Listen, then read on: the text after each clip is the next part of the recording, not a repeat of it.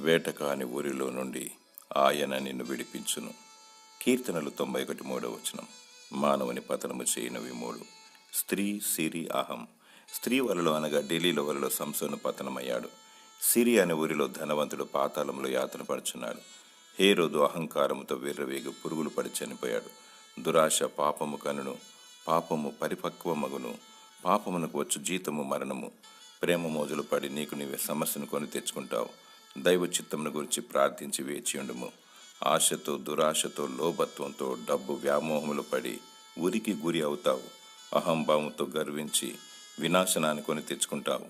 అపవాది కుయుక్తిని గమనించి సాతాను ఉచ్చులో పడకుండా దేవునికి మొరపెట్టుము. దేవుడు వేటకాని ఊరిలో నుండి నిన్ను రక్షిస్తాడు, నిన్ను విడిపిస్తాడు. నాశనకరమైన తెగులు రాకుండా నిన్ను కాపాడుతాడు. దేవుడు నిన్ను భద్రపరిచి కాపాడునుగాక. ఆమేన్.